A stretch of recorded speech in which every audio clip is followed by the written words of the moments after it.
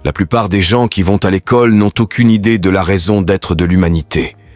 Ils n'ont pas de compréhension spirituelle du monde matériel dans lequel ils vivent. Ils ne saisissent pas les règles fondamentales de la vie, qui diffèrent souvent des règles sociales ou politiques. En vérité, ils ne savent pas d'où ils viennent, pourquoi ils sont ici, ni où ils vont. Pourtant, malgré cette ignorance profonde, nous décernons des diplômes et des titres académiques à ceux qui n'ont jamais abordé ces questions existentielles fondamentales. Nous avons construit une hiérarchie où la connaissance superficielle est valorisée au détriment de la sagesse. Nous avons rendu notre existence dépendante des avantages temporaires du moment plutôt que des vérités profondes. Politiquement, nous nous trouvons exactement dans cette situation aujourd'hui. S'abonner pour la prochaine vidéo, liker et partager avec vos proches, et j'aime rester jusqu'à la fin de la vidéo pour découvrir ces conseils plus importants. Cependant, il est essentiel de se rappeler une chose simple. À chaque instant, plusieurs options s'offrent à vous. Choisissez celle qui vous excite le plus, même si ce n'est qu'un peu plus que les autres. Agissez sur cette excitation avec intégrité, en vous investissant pleinement jusqu'à ce que vous ne puissiez plus aller plus loin. Faites cela sans vous accrocher à un résultat spécifique, sans attente quant à la manière dont les choses devraient se dérouler. En adoptant cette approche en 3 étapes, agir sur votre excitation la plus élevée, faire de votre mieux, et ne pas insister sur le résultat, vous activez en vous une véritable boîte à outils. Cette boîte contient tout, ce dont vous avez besoin pour être soutenu dans la vie, sous la forme nécessaire. C'est elle qui vous guide avec synchronicité, vous permettant d'agir au bon moment, de la manière la plus fluide possible. C'est le chemin de moindre résistance, celui qui vous conduit naturellement vers d'autres opportunités. Cette approche révèle également tout, ce qui pourrait être en désaccord avec votre excitation intérieure. Si une croyance ou une définition limitante est présente dans votre conscience, cette méthode vous permet de la reconnaître, de la comprendre et de la libérer. Ce processus d'éveil transforme chaque situation, aussi difficile soit-elle en apparence, en une opportunité positive si vous choisissez de lui donner un sens constructif. Certes, beaucoup de gens compliquent ce processus en y ajoutant des couches inutiles de difficultés. Pourtant, tout se résume à une simple vérité. Ce que vous croyez être vrai façonne votre réalité. Vos croyances engendrent vos pensées, vos émotions et vos actions. Ainsi, si vous ressentez quelque chose de désagréable, vous pouvez remonter jusqu'à la croyance sous-jacente qui en est à l'origine.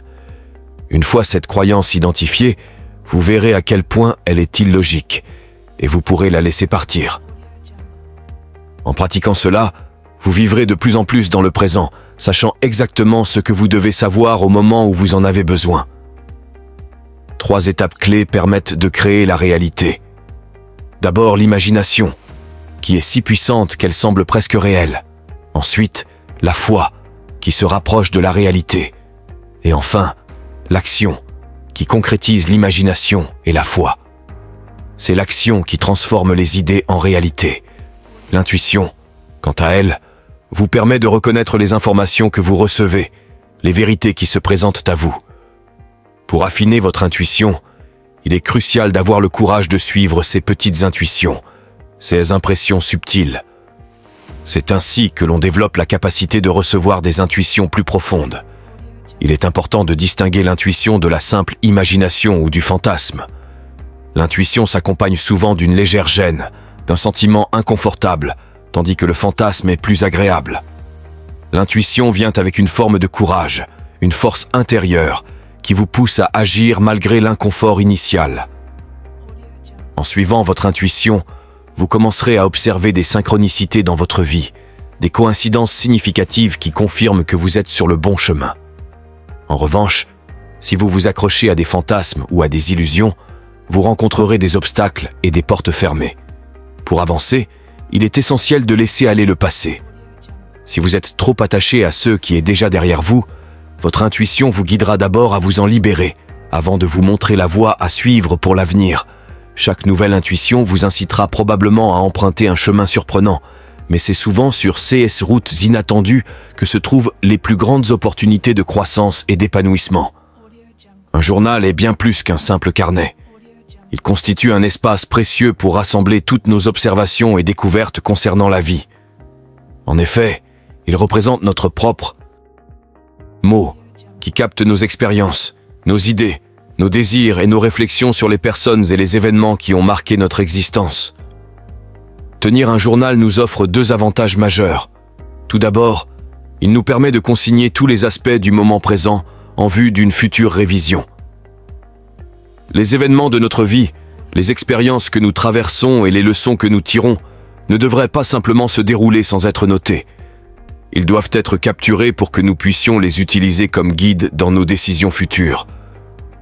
Le passé, lorsque documenté de manière appropriée, devient l'un des meilleurs outils pour orienter nos choix aujourd'hui avec l'objectif d'un avenir meilleur. Il est indéniable que chaque événement est enregistré dans notre mémoire, mais nous n'avons pas toujours la capacité d'accéder à ces détails quand nous le souhaitons. Avec le temps, il se peut que les détails s'estompent ou se déforment.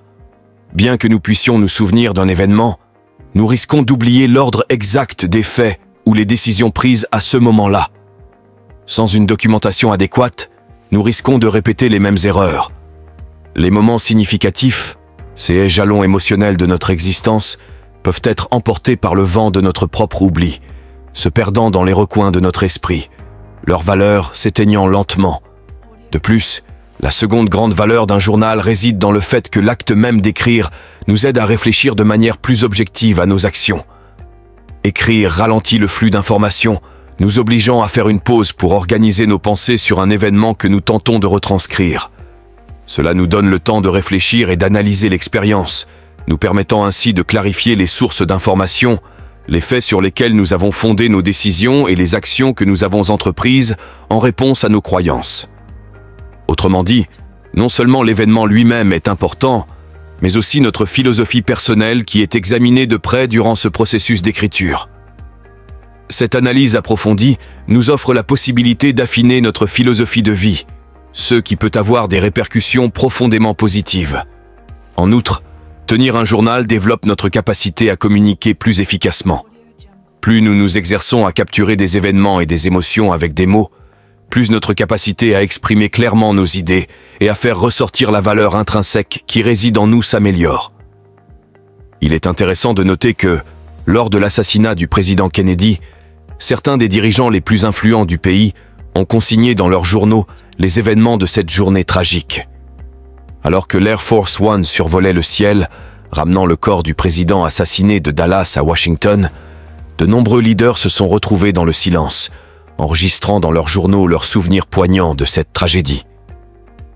Ce fut l'un de ces rares moments où l'histoire a été capturée au fur et à mesure qu'elle se déroulait, plutôt que d'être spéculée par des historiens des décennies plus tard. Ces récits écrits ont ensuite servi de fondement au livre de William Manchester, The Death of a President, qui est devenu l'un des documents historiques les plus marquants jamais écrits. Il est courant de constater que la plupart des personnes ayant accompli de grandes choses tiennent et relisent fréquemment leurs journaux. Pour elles, cet acte devient une seconde nature, un instinct inhérent qui leur rappelle qu'une vie qui vaut la peine d'être vécue mérite d'être documentée. En fait, établir une habitude délibérée et constante d'écriture peut bien être une des raisons majeures qui expliquent leur ascension à des niveaux d'accomplissement supérieurs. Ce sont souvent les petites disciplines qui mènent à de grandes réussites.